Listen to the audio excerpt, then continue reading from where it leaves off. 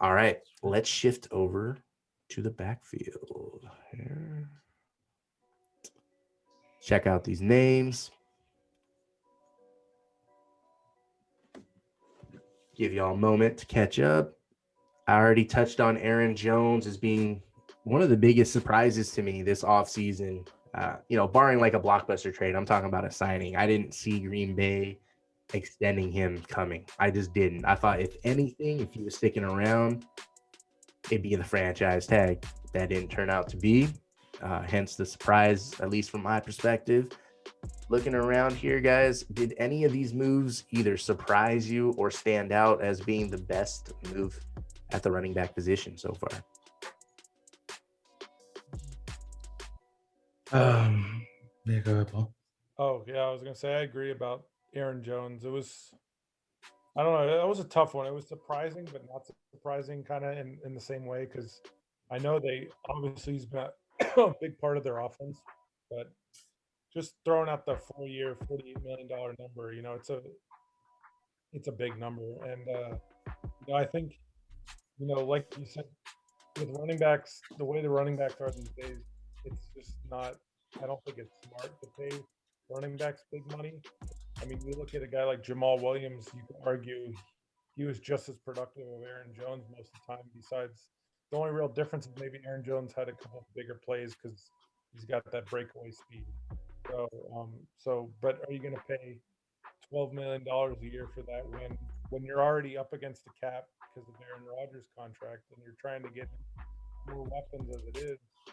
So and just add to the defense and trying to wiggle their way under the cap. So I was just surprised to see, him get that kind of deal. And I think they could have went other ways with it. And they just drafted a guy second round last year who had some good games last year. I'm trying to remember his name off the top of my head. AJ AJ. Dillon. Yeah, yeah, yeah. But yeah, it's an interesting debate, about how teams should value running backs and how much they should pay them. Yeah, I was going to touch on that too. I was especially surprised because of the capital that they just put, a second round pick, especially as a running back. That's, definitely eye opening. If you're the starting running back on that team, you wonder, how much they're going to get integrated. And then you have the season that Aaron Jones has, and then it gets taken care of. So definitely a little confusing there as well. I think a name that kind of stuck out to me was actually Mike Davis after the season he had and working with Arthur Smith. And, obviously he had Derrick Henry. I'm not saying Mike Davis is going to have any type of season that Derrick Henry has. That's no stretch in the imagination there. But I just want to pay a little bit of respect out to Mike Davis for starting 12 games and being able to put up 1,000 all purpose yards, man. He was able to, do it all for them. Now, obviously 3.9 yards per carry is not, again, not eye opening, but not coming into the season knowing you're going to be the starter for that many games, especially being behind CMC. Right at the end of the day, I don't think he assumed he was going to be able to get that much playing time, regardless of whatever conversations were happening that offseason. But I'm interested to see because he was able to catch the ball a little bit for them last year and put up at least 600 odd rushing yards and about 375 receiving yards as well. So I'm interested to see kind of how Atlanta's offense kind of gets tweaked this season. I think they do try to lean a little bit more on the running game and play action pass, just like they were doing with Tannehill, to kind of help out with Matt Ryan because he's got a plethora of pass catchers already. So let's figure out this run game. And I think Mike Davis was kind of a sneaky good addition there without having to break the bank or use draft capital at this point. Yeah, and Chris Carson was another one along the same lines, maybe to a lesser degree because of the lack of any other running back. Carlos Hyde left town. We see here he went to Jacksonville, and Rashad Penny. We've seen how that's gone so far. It's tough. The league is tough. I get it. So I think it was a great move by the Seahawks. Seems like a no-brainer. You just never know. I saw like the Patriots were interested, kind of piqued my interest there. I was like, ooh, that'd be awesome for New England if they could pull that off. The next day, I see Seattle, brings them back. I'm like, that's a smart move right there. So I like the Chris Carson re-signing. Leonard Fournette sticking around too. So we're seeing 3 veterans right there. Those teams are inking their running backs to stay home or stay in place. And yeah, we saw playoff Lenny do his thing. I know I'm a big Leonard Fournette fan. Fantasy, damn it. I like him returning to Tampa. I think it's a good fit. When I'm looking at a fantasy impact, don't ask me about Leonard Fournette. I will refer to I'll send you to these guys. Sore subject. But your guys' thoughts on any of those backs or any other backs on this list here? The only other, most of the deals, nothing really stuck out. The only other thing I'll mention, not to hate on Dill's Raiders, but I didn't really like giving Kenyon Drake like $5 million a year to be your backup. Especially in a time where I think it's pretty easy to find backup running backs either in the draft or just cheap via free agency. And Drake doesn't really, I don't know how many carries he's going to get next year, but it just when there's so many other needs, that around the team, it just doesn't seem worth it to me to pay a backup running back $5 million a year. So that was the only other deal that kind of stuck out to me that I didn't love. But yeah, that's it. Sure. No, I definitely get that. To me, though, I feel like the investment for them was obviously worth it because, we invested the capital in Lynn Bowden Jr., shipped him out in the same offseason there. So they obviously have a role that they're trying to fulfill, I think, in my opinion. And I think we kind of saw it a little bit last year with Josh Jacobs. There was like a certain scheme that they're going with, right? So Jacobs was out there for 2 series, and then they would put Booker out there. So they want to have a little bit more attention to the running back position. Once Jacobs is out the game, we still want the threat of somebody on the field of being a dynamic playmaker. And Kenyon Drake is kind of the home run hitter that Jacobs isn't. No disrespect to him. He's not taking 50, 60 yarders to the house like a Kenyon Drake is. So I at least see the vision. Obviously, the money is definitely eye popping. So, but I think because they assumed how versatile he was, at least for his scheme fit, that fulfilled a lot of needs based on what we felt how we can make our power and make the offense even more powerful at that point. Because to me at this point, really the only additional holes that we definitely need to fill are in the secondary and maybe obviously solidify the offensive line because of all the changes that were made already there. So, and at least at this point here in the draft, the way everybody's talking, there's a decent amount of secondary players and a decent amount of offensive lineman talent.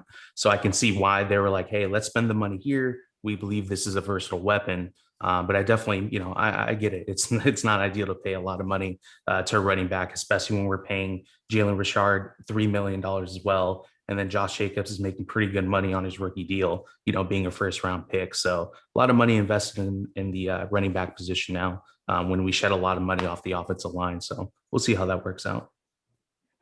We will. Raiders prioritizing the backfield. I like Kenyon Drake signing. I like the pairing with Josh Jacobs. The money, I feel you on that. Sometimes when I like a signing, I try to kind of just put the financial portion to the side. Sometimes, not all the time. Not my checkbook. Yeah. So I'm just looking at it strictly just on the field, not in the financials. I like the pairing. I like it for the offense that's going through some carousel on the O line, help Derek Carr, young wide receivers. So I like the pairing. And another interesting pairing in Chicago, they already have David Montgomery. They bring on Damian Williams, a guy familiar with Matt Nagy from their days with Kansas City. He sat out last year.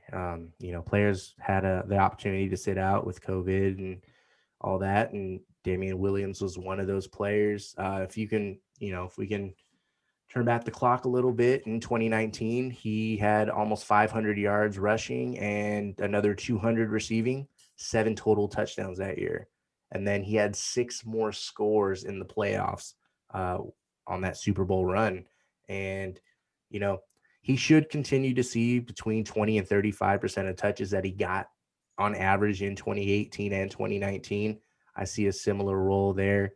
David Montgomery, he had a strong finish to the year, as if you played fantasy football. You should have seen that coming, though, when you're going into fantasy drafts, you should look at the schedule, and it was buttercup for David Montgomery. So everyone pretty much knew that was coming regardless.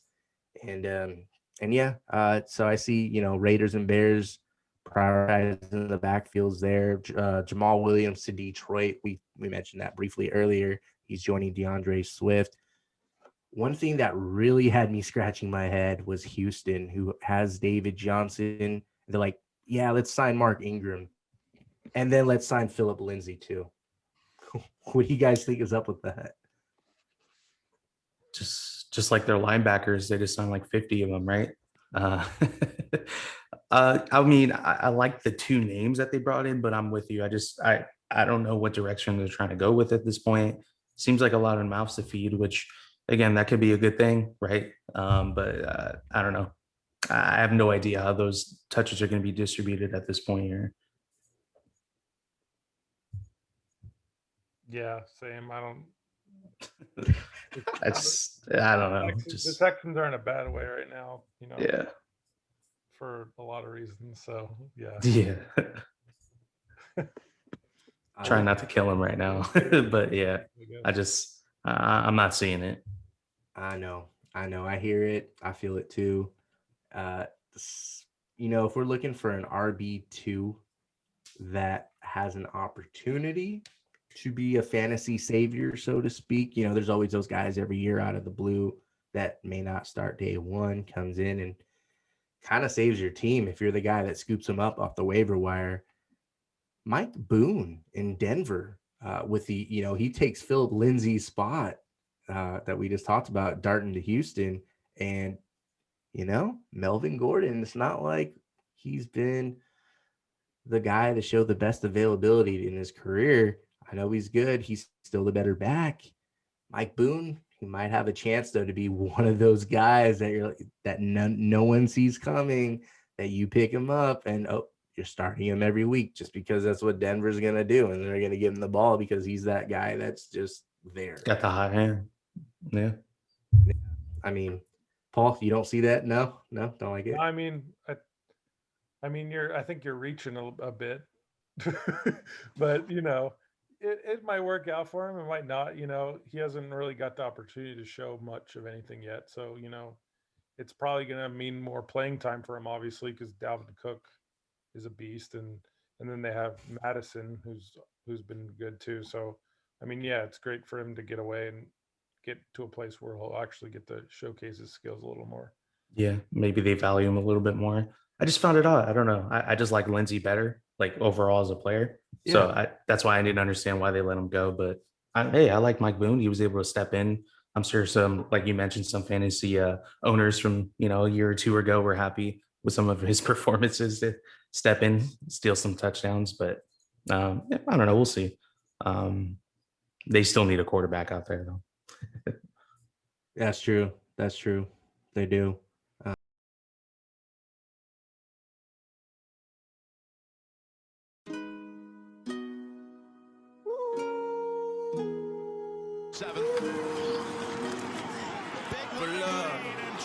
Takes off into the secondary. How you pull up, baby? How you pull up? How you pull up? It was past McLeod. I pull up. Step in the kitchen. Let's go. Brand new Lamborghini, a cop car. With a pistol on my hip like I'm a cop. Yeah. Have you ever met a real nigga rock star? This ain't no guitar, but this a Glock. My Glock told me to promise you gon' squeeze me. You better let me go the day you need me. Put me on that get the bus. And if I ain't enough, go get the chop. Harris, it's safe to say I heard that ain't enough. Get me nothing. I'm ready to hop out on the news. Get the bus. So you heard me say you play, you later. Make me push the button. Talk enough tears to fill up a going for buggers. I bought a chopper. I got a big drum and hold 100. Going for nothing. I'm ready to air it out on all these niggas. I can see I'm running. She talked to my mom. She hit me on FaceTime just to check up on me and my brother. I'm really the baby. She know that the youngest son was always guaranteed to get the money. Okay, let's go. She know that the baby boy was always guaranteed to get the loot. She know what I do. She know if I run from it, I'ma pull it out, shoot. PTSD. I'm always waking up a cold sweats like I got the flu. My daughter a G. She saw me killing it in front of her before the age of 2. And I'd kill another nigga too. Before I let another nigga do something to you. As long as you know that, don't let nobody tell you different, that they love you. Let's go. Brand new Lamborghini. The number 6. Jones, look at that balance. Aaron Jones, see ya. Hand off to Jones, nice cutback. Aaron Jones for the touchdown. And if I ain't enough, go get the top. Gonna go to the end zone. Turning around I got the mop, watch me wash them like a turd.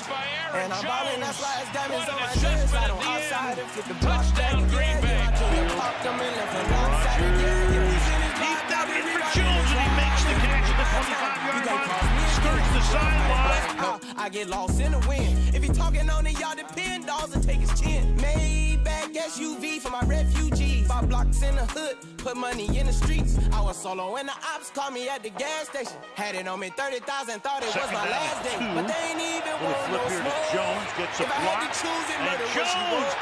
out in front. They're trying to chase him down